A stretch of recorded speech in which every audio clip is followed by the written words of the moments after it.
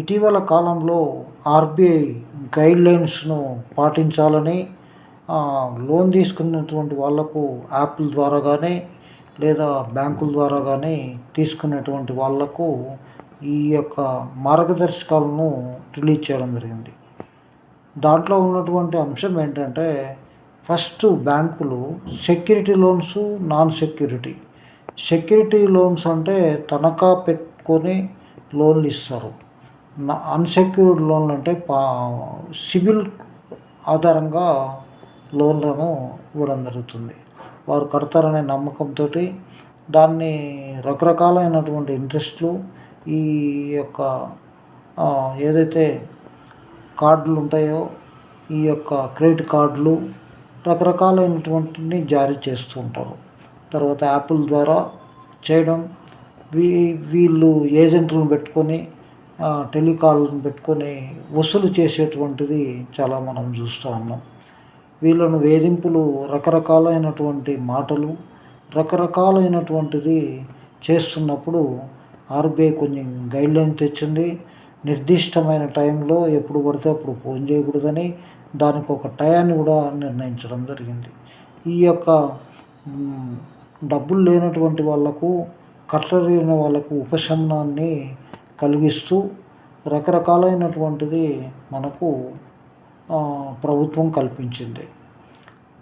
ఈ బ్యాంకులు ఏం చేస్తున్నాయంటే వాళ్ళ టార్గెట్ కోసం లేదా రకరకాలుగా అప్పులు ఇస్తుంటారు.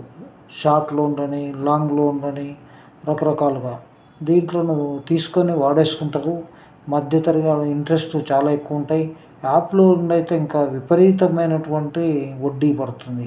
అది చెప్పనలివి కాదు, కానీ ఇదంతా ఇల్లీగల్ అని వాళ్ళకు తెలిసినా వాళ్ళు బెదిరిస్తూ కోర్టులకు లీగల్ నోటీసులు పంపిస్తూ గుండాలను పెట్టి చేస్తుంటారు. ఇవన్నీ కూడా చేయకూడదని, ఇల్లీగల్ పనులని చెప్పి ఇటీవల మార్గదర్శకాలను రిలీజ్ చేయడం. ఆ మార్గదర్శకాలలో ముఖ్యం ఏంటంటే, డబ్బులు ఎవరైనా తీసుకొని చెల్లించలేకపోతే దానికి చట్టపరంగానే వసూలు చేసుకోవాలి తప్ప ఇల్లీగల్ యాక్టివిటీస్ బెదిరించకూడదు అనేటువంటిది చెప్పడం జరిగింది. ఎవరైతే ఇస్తూ ఉంటారో డబ్బులు, ప్రైవేట్ వాళ్ళు కూడా అదేవిధంగా చేస్తూ ఉంటారు. ప్రైవేట్ వాళ్ళు ఇటీవల మన దృష్టికి వచ్చినటువంటి ఒక ప్రైవేట్ వాళ్ళు మనకు తెలిసినటువంటి వ్యక్తిది ఇల్లు ప్లాట్ రాపించుకొని 12 లక్షలు డబ్బులు ఇచ్చి దాంట్లో 1.5% ఇంట్రెస్ట్ అని చెప్పి నమ్మబలికి దాన్ని ఎంఓయూ రాసి వీళ్ళ చేతిలో ఎంఓయూ కాపీ జిరాక్స్ పెట్టి ఒరిజినల్ కూడా పెట్టలేదు.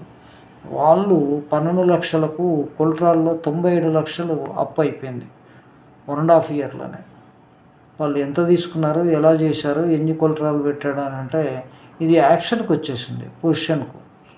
ఇది వీళ్ళకి తెలుసా తెలియదా అంటే మళ్ళీ ఇడిపించుకోవచ్చు మనం రిజిస్ట్రేషన్ చేసిన అనేటువంటి మూర్ఖత్వంతో చేసిన. అలా ఎవరు చేయొద్దని మార్టిగేజ్ చేస్తారు, అమ్మితే అమ్మినారు అనేది వస్తుంది కాబట్టి చాలా ప్రాబ్లం వచ్చేదానికి అవకాశం ఉంటుంది.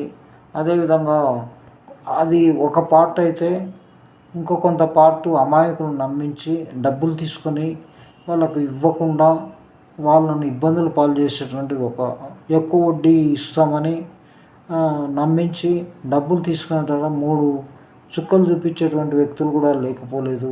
వీళ్ళందరికీ కూడా ఒక క్రమబద్ధమైన పద్ధతిలో డబ్బులు ఇచ్చేవాళ్ళు కానీ తీసుకునే వాళ్ళు కానీ మనం జాగ్రత్తగా వాళ్ళు చెప్పే మాటలను వక్రీకరించి మన దగ్గర డబ్బులు ఉంటే ఇవ్వచ్చు అప్పు, అంతేగాని వేరే వాళ్ళ దగ్గర అప్పు తెచ్చి చిట్టీలు ఎత్తి బ్యాంకు లోన్ తీసుకొని ఇవ్వడం అనేది ఇది చాలా ఇబ్బందికరమైన పరిస్థితి. అలా నమ్మించి సాయంత్రం ఇస్తాం, రేపు ఇస్తాం ఇంకా అని చెప్తూ ఈ యొక్క లోన్లు, యాప్లు, అదేవిధంగా బ్యాంకులు, కొన్ని నాన్ ఫైనాన్షియల్ బ్యాంకింగ్లు, ఈ యొక్క ప్రైవేటు ఫైనాన్స్ అనుకోండి, బజాజ్ కానీ, ఇండియన్ బుల్స్, అదేవిధంగా రకరకాలైనటువంటి కంపెనీలు ఉన్నాయి.